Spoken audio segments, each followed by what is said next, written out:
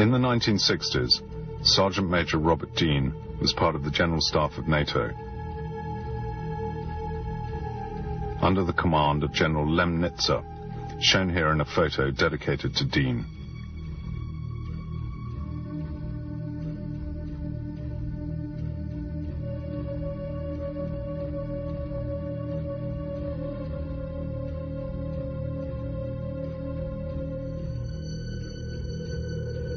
NATO often entered into maximum alert because of unknown squadrons, that is UFOs, coming from the communist bloc, had flown over Western Europe, disappearing over Scandinavia. Dean was able to read a fat secret file of NATO on the theme. What were these squadrons? Was it a danger to NATO?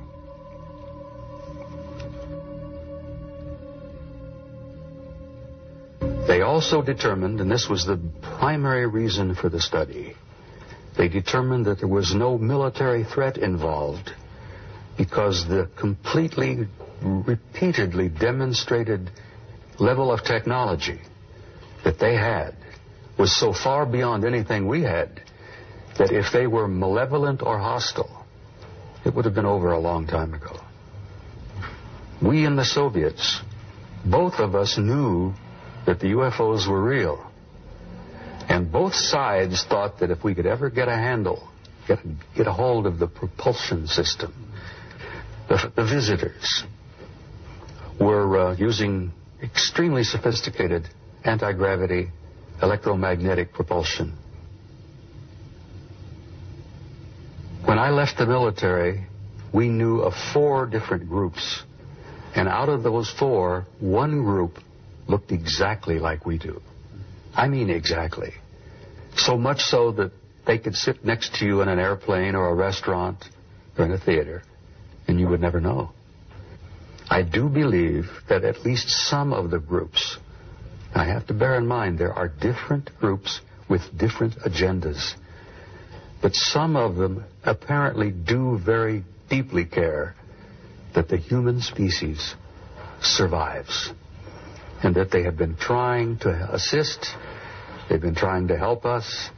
They have recognized that we have reached this incredibly delicate level of high technology, and I believe that our visitors, our family, are trying to assist us as you would a younger brother or a son to make that transition, to grow up and mature.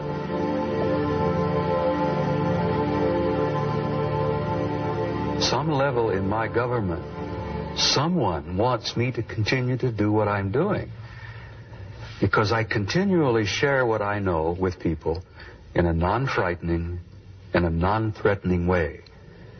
And I do it leaving them with a sense of hope.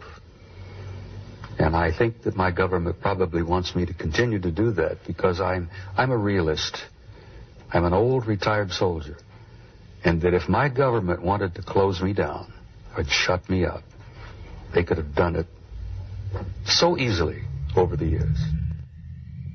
But have you met any visitors? I will not amuse myself with you. I must tell you in all honesty, the answer to your question is yes. But I am not at this moment prepared to go into great detail. But yes, for some time. And I consider them my friends. Do you think that the U.S. government has had contact with the visitors? I have a lot of good friends who are in sensitive positions in government. Many of them my age who are still with government. Most of my old friends have retired now. But some still work at Langley, at Fort Meade, in different parts of the government. And they say that the evidence is pretty clear that we do have, and we have had for some years, some kind of close interrelationship with at least one, and possibly two, different groups from out there. And the evidence that I have seen is evidence that I trust. And I tend to believe it. I tend to accept that. I've had too many sources from different directions that have provided me information, which I've accepted as pretty real. We have news that President Eisenhower in 1954 had a meeting with extraterrestrial visitors in the military base of Edward, not far from Los Angeles. He, the president, mentioned it in this letter in 1954. The CBS journalist, Gerald Light, was present at the episode in a private capacity. He writes, "A group of UFOs came down to the base and showed extraordinary capacity to fly, appearing and disappearing in front of dozens of confused scientists."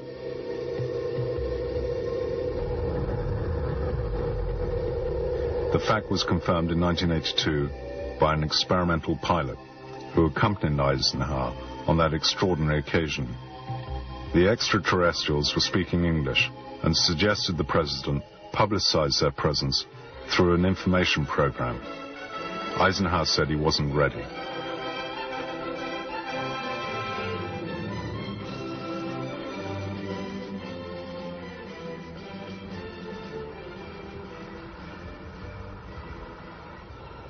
These things are highly improbable without any clear evidence.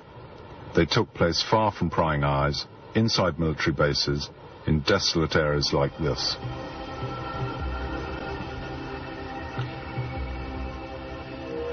In the 1980s, the American UFO expert William Moore came into contact with a secret agent, Falcon, a pseudonym, who allowed him to photograph documents from the Aquarius project prepared in 1977 to brief the newly elected President Carter.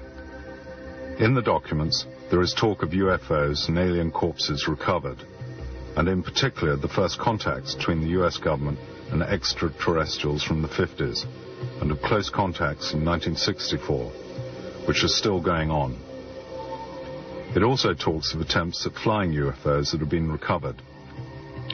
In 1988, Falcon, along with another secret agent, Condor, appeared incognito on television and confirmed the facts.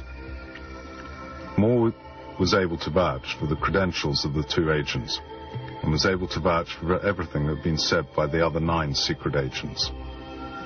Therefore, according to these sources in particular, official contact with the extraterrestrials exists. We are now showing an interview with an aeronautical engineer who says that he's worked for years at a secret base on UFO flight simulators in contact with aliens.